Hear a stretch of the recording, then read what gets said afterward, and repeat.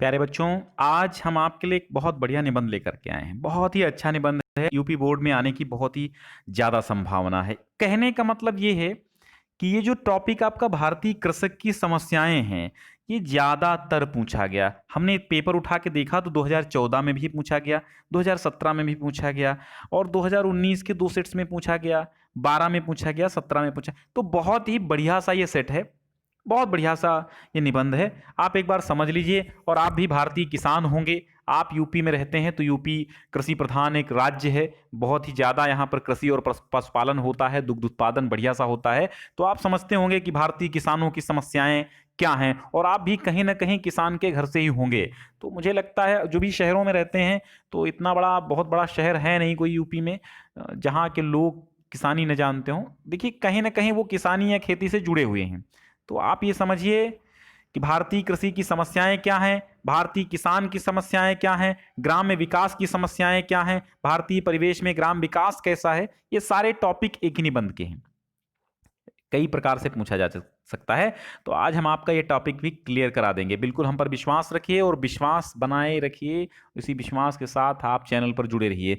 ग्राम भारतीय सभ्यता के प्रतीक हैं, यानी जो गांव हैं, ये गांव भारतीय यानी इंडियन सिविलाइजेशन के एक सिंबल हैं, एक प्रतीक हैं। भोजन एवं अन्य आवश्यकताएं गांव ही पूर्ण करते हैं। यानी किसान जो हमारे गांव का है वो अन्नदाता है, वो सारी दुनिया का पेट भरता है। भारत का औद्योगिक स्वरूप भी ग्रामीण कृषकों पर ही निर्भर करता है। यानी कहने का मतलब ये है, अगर भारतीय ग्रामीण कृषक नहीं होंगे तो ये भारतीय अर्थव्यवस्था चरमरा जाएगी, डगमगा जाएगी। भारतीय अर्थव्यवस्था का मूल आधार ग्राम ही है।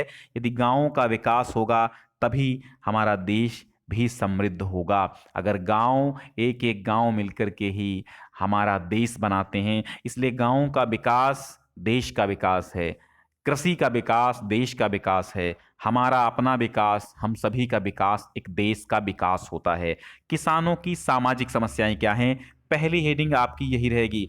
किसानों की सामाजिक जो समस्याएं हैं उसको आप समझिए। देखिए, पहली बात, निबंध जो होता है अपनी भाषा में लिखा जाता है, मौलिक अभिव्यक्ति होती है। ये मत घबराइए कि मैं निबंध अपनी भाषा में लिखूंगा तो वो गलत माना जाएगा, किताब से रटी रटाई बातें लिखें। इसलिए हम आपको अपनी भाषा में समझाते हैं और आप भी अपनी भाषा में समझकर अपनी भाषा में अपने विचार प्रकट करने की कोशिश कीजिए। तो एक बात समझनी है आपको कि मैं जो समझा रहा हूं कि भारतीय किसान की समस्याएं क्या, वो समस्याएं समझिए और उसको अपने अनुसार लिखिए, रफ पर लिखिए, फिर फेयर पर लिखिए और फिर एग्जाम में लिखिए।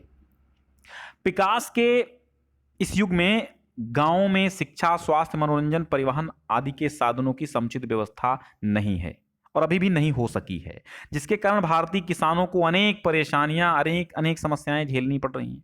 वो साधनों के अभाव में अपने बच्चों के लिए शिक्षा का प्रबंध भी नहीं कर पा रहा है, जो उसके पिछड़ेपन का सबसे बड़ा कारण है। भारतीय किसान अपनी मूलभूत जो मौलिक आवश्यकताएं उसकी हैं, जो मेन आवश्यकताएं, जो मेन उसकी, तो वो उसकी पूर्ति के लिए ही पूरा जीवन प्रयास करता रहता है। रोटी कपड़ा मकान, बेचारा फटे पहनता है कपड़े, है ना। कुछ बेचारे किसान हाड़ तोड़ मेहनत करते हैं। तो आप देखते होंगे, आप भी ग्रामीण परिवेश से हैं, कोई बहुत ही बड़े शहर से नहीं है। इसी कारण वो आधुनिक परिवेश से अनभिज्ञ ही रहता है। आधुनिकता क्या है, किसान को छू के नहीं गुजरी। वही सर पे पगड़ी बांध करके खेतों में हल चलाना, उसका ट्रैक्टर से काम। पहले तो बैलों से खेती होती थी, लेकिन अब ट्रैक्टर से होती है। तो आज भी समस्याएं वही हैं किसानों की। आगे देखिए, आर्थिक समस्याएं क्या हैं।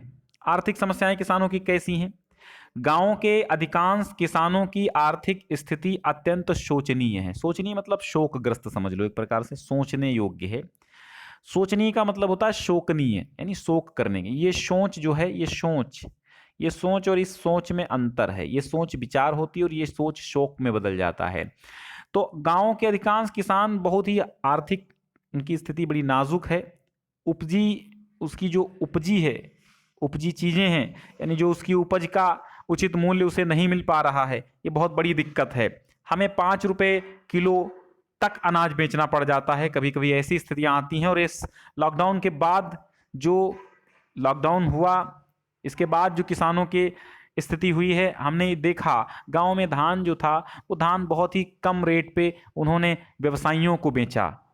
तो बहुत ही समस्याएं आती हैं किसानों पर। धन के अभाव में वो अच्छी पैदावार भी नहीं ले पाता, जिसका प्रभाव यानी कि जब उसके पास धन नहीं होता है तो अच्छी खाद पांस अपने उस खेतों में नहीं डाल पाता, और जब खेतों में अच्छी खाद नहीं पड़ेगी, उसकी परवरिश अच्छी नहीं होगी, और आजकल खेती में बहुत सारा पैसा लगता है, जो पैसा जिस किसान के पास नहीं होता है उसकी फसल भी कमजोर हो जाती है।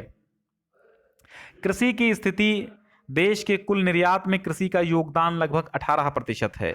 अनाज की प्रति व्यक्ति उपलब्धता सन 2000 ईस्वी में प्रतिदिन 467 ग्राम तक पहुंच गई, जबकि पांचवें दशक की शुरुआत में ये प्रति व्यक्ति 395 ग्राम प्रतिदिन थी। स्वतंत्रता के पश्चात निरंतर कृषि उत्पादन में वृद्धि दर्ज की गई, बहुत ही वृद्धि हुई। खैर, अब लेकिन 2002 में देश के अधिकांश हिस्सों में सूखा पड़ा, जिसके कारण 2001 से 2 के लिए ईस्वी के लिए कृषि उत्पादन के लिए लगाए गए सारे अनुमान बेकार हो गए। यद्यपि धान की पूरी फसल नष्ट हो गई, फिर भी आज हम खाद्यान्न के क्षेत्र में आत्मनिर्भर हैं। हमें किसी भी दुनिया के देश से खाद्यान्न नहीं लेना पड़ता, हम खुद उपजाते हैं धान, गेहूं, चावल, बहुत ही अच्छे। विज्ञान का योगदान, जनसंख्या की दृष्टि से भारत का विश्व में दूसरा स्थान है। कृषि में विज्ञान ने भी बहुत बड़ा योगदान दिया। पहले इतनी बड़ी जनसंख्या के लिए अन्न पूर्ति करना असंभव ही प्रतीत होता था। अगर पहले की उपज देखी जाए तो पहले जो उपज थी उसका 2 गुना उपज अब हो रही। जो जिस खेत में 2 क्विंटल होता था, आज उस खेत में उसी उतनी ही सीमा में हम 4 और 5 क्विंटल भी उत्पन्न कर लेते हैं। ये किसकी देन है? ये विज्ञान की देन है। परंतु आज हम अन्न के मामले में आत्मनिर्भर हो गए हैं, स्वावलंबी हो गए हैं। इसका श्रेय आधुनिक विज्ञान को ही जाता है। यानी विभिन्न प्रकार के उर्वरकों, बुआई कटाई के आधुनिक संसाधनों, कीटनाशक दवाइयों, सिंचाई के कृत्रिम साधनों ने खेती को अत्यंत सुविधापूर्ण एवं सरल बना दिया है, और बीज की उन्नत किस्में तैयार कर ली गई हैं, जिससे पैदावार 2 गुनी 3 गुनी हो गई है। नवीन योजनाएं, किसानों को उन्नत बीजों का प्रयोग करने के लिए विभिन्न योजनाओं के विभिन्न योजनाएं तैयार की जा रही हैं। आप देखिए, किसानों के उत्थान के लिए अनुदान दिया जा रहा है। राष्ट्रीय कृषि एवं ग्रामीण विकास बैंक की भी स्थापना हो गई, जिसका उद्देश्य कृषि, पशुपालन, कुटीर उद्योग तथा ग्रामोद्योग को आर्थिक सहायता देकर प्रोत्साहित करना है। ये नवीन योजनाएं हैं। अब राष्ट्रीय कृषि एवं ग्रामीण विकास बैंक, राष्ट्रीय कृषि एवं ग्रामीण विकास बैंक का उद्देश्य है कृषि, लघु उद्योग, कुटीर उद्योग, ग्राम उद्योग, दस्तकारियों और ग्रामीण क्षेत्रों में अन्य आर्थिक गतिविधियों को प्रोत्साहन देने के लिए ऋण उपलब्ध कराना। ठीक है, ताकि ग्रामीण क्षेत्रों में खुशहाल बनाया जा सके। लेकिन कहीं ना कहीं हम लोग भ्रष्टाचार के शिकार हो जाया करते हैं। कृषि अनुसंधान और शिक्षा, कृषि अनुसंधान और शिक्षा, इस प्रकार हम देखते हैं कृषि अनुसंधान और शिक्षा विभाग की स्थापना गृह मंत्रालय के अंतर्गत 1973 ईस्वी में की गई थी। ये विभाग कृषि, पशुपालन और मत्स्य पालन के क्षेत्र में अनुसंधान और शैक्षिक गतिविधियां ने भी तमाम प्रयास किए। इस प्रकार हम देखते हैं भारतीय कृषक की समस्याएं हैं तो उसका समाधान हमारी कर रही है, और विज्ञान भी आ जाने से, विज्ञान की उपलब्धि, आधुनिक विज्ञान के चलते आज ये संभव हो पा रहा है कि भारत अन्न के क्षेत्र में आत्मनिर्भर हो रहा है, खाद्यान्न के क्षेत्र में आत्मनिर्भर हो रहा है। ठीक है, तो इस प्रकार आप सारी हेडिंग्स बना करके आराम से लिख देना, अपने मन से थोड़ा सा सोच लेना, ताकि, क्योंकि आप भी गांव के होंगे तो बेहतर जानते होंगे कृषि क्या है, कृषि की समस्याएं क्या हैं। हम सभी गाँवों में निवास करने वाले व्यक्ति हैं, और हमारे पूर्वज भी गाँव में निवास करते करते शहरों की ओर गए, कुछ लोग अभी भी गाँव में हैं। अधिकतर जनसंख्या जो भारतवर्ष की है वो गांवों में निवास करती है, और गांव में एक ही धंधा रहता है, वो एक ही बिजनेस है, एक ही व्यवसाय है, जिसका नाम है कृषि, यानी खेती करना। वो आज का किसान जो है वो थोड़ा सा उन्नत हुआ है, थोड़ा सा ऊंचा उठा है। आज का किसान थोड़ा सा आधुनिक हुआ है, वो आधुनिक यंत्रों का प्रयोग कर रहा है। आज का किसान आधुनिकता की ओर बढ़ करके आधुनिक बीज ले रहा है, आधुनिक जो फसलों की बुआई की टेक्निक है वो आधुनिक अपना रहा है। तो इस प्रकार किसान समृद्ध हो रहा है। समस्याएं हैं, उसके समाधान के लिए हमारी सरकार प्रयासरत है और प्रयासरत रहेगी। ठीक है, और समस्याएं जो भी हैं आप उनको उजागर कीजिए। कुछ गरीब किसान जिनकी आर्थिक स्थिति बिल्कुल अच्छी नहीं है, वे लोग ऋण लेते हैं, फिर ऋण लेने के पश्चात क्या होता है, अधिक उनका ऋण बढ़ता जाता है और एक दिन समस्या ये आ जाती है कि खाद्यान्न के लाले पड़ जाते हैं और उनको अपनी कृषि यानी अपनी ज़मीन ही बेचनी पड़ जाती है। तो ऐसी भी समस्याएं हमारे देश में हैं, तो इन समस्याओं की ओर भी आपको इशारा कर देना है ऐसे लिखते समय कि जो समस्याएं किसानों के सामने आ रही हैं, खाद की समस्या, बीज की समस्या, यंत्रों की समस्या, तमाम ऋण की समस्या, उर्वरक की समस्या वगैरह तमाम समस्याएं आ रही हैं। तो सिंचाई की समस्या, जल की समस्या, ये सब समस्याएं हैं किसान की।